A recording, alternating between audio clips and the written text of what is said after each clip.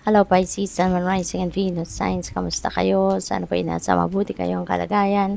Welcome back po sa Star Tarot. Kung bago kayo rito, welcome din kayo. Thank you for your support. I truly appreciate it. God bless you all. We have renew, and nature continuously renews itself year after year, okay? At maaring kayo, kailangan din ninyo yan sa ngayon. Baka kayo ay talagang, hirap na, pagod na, alam mo yun, stressed out, burnout, yung ganon. Kaya, kailangan, it's your turn naman ngayon to renew yourself, okay? Para, ma-replenish naman ninyo yung lost energy ninyo. You need to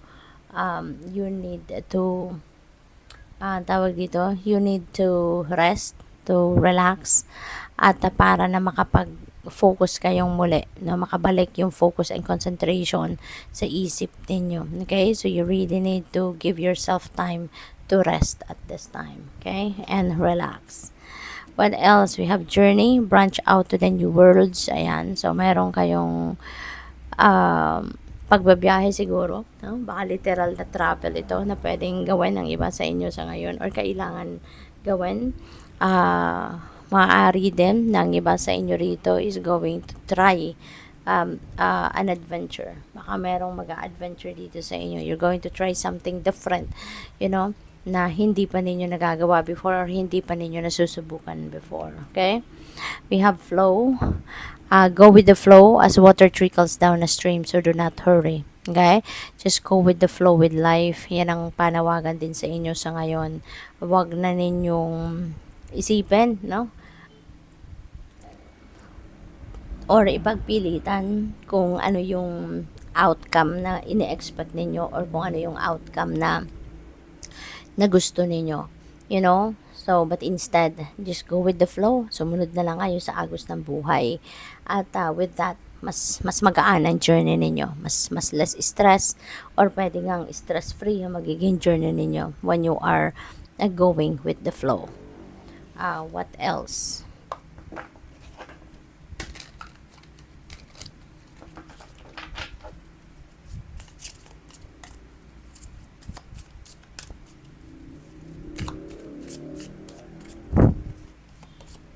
We have Knight of Wands. Ayan. So, this is really a beautiful energy. Kasi sabi dito, new ventures are going well. So, kung ano man yung sisimulan ninyong bagong ganap, bagong venture, bagong enterprise, bagong project, things are going to work out perfectly for you. Magiging maayos ang lahat. Magiging maganda ang takbo ng lahat. So, this is really beautiful. There's going to be a lot of travel.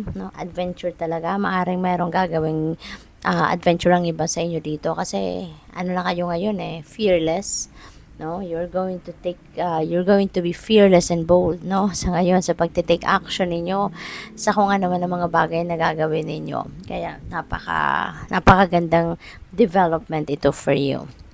We have Three of Wands. Yan, Three of Wands is a good fortune energy. Kaya maswerte kayo sa ngayon.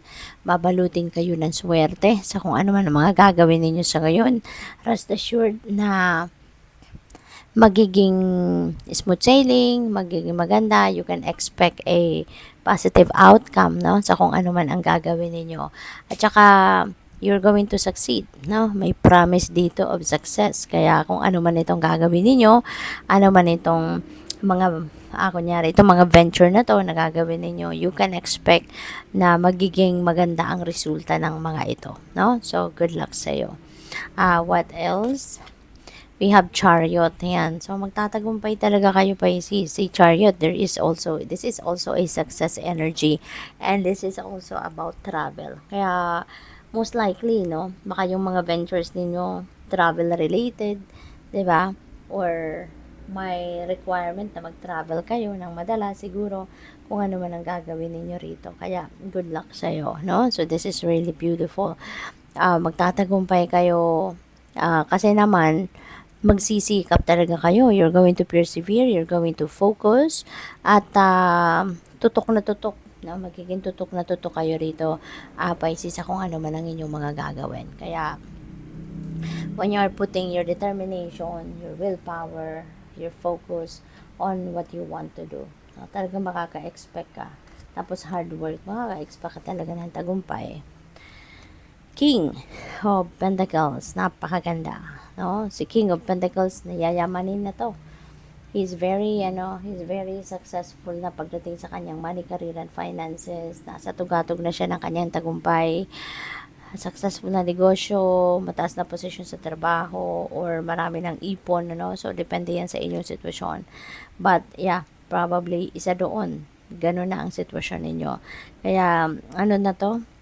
Marami na kayong, kumbaga, in terms of finances, established na kayo rito, no? Maaari din na sa ngayon, mas marami pang kayamanan ang dadating, mas marami pang pera ang dadating. Yung mga successes na maaari makamit ninyo is financial success, di ba? Kaya, ano kayo dito, mag-i-establish na kayo rito ng inyong financial future ninyo. Masasabi nyo na rito na handa ka na. Diba? Kahit siguro mag-resign ka na sa ngayon sa trabaho mo, may pera ka na. Yung ganun ba? No? So, good luck sa'yo. We have Page of Wands. Ayan. So, this is exciting. No? Maraming good news ang paparating.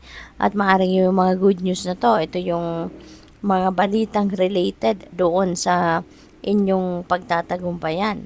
Diba? Maaaring yung mga good news na to, related ito din sa, naririnig ko, travel eh. Baka matagal na ninyong hinihintay yung mga travel documents ninyo, or go signal from your employer, or go signal from the embassy, yung mga ganun ba, no? Baka aring yun ang mga bagay na hinihintay ninyo, at yun ang dadating sa ngayon, ano? Kaya, magandang balita ito. Magsisimula na kayong mag-move forward, magsisimula na kayong umusad. Kung magka-abroad ang iba sa inyo dito, maybe one day soon, you're really going to leave na, and you're going to start a new life somewhere, no? Across the globe. So, good luck. Thank you for watching. Love and light. Namaste.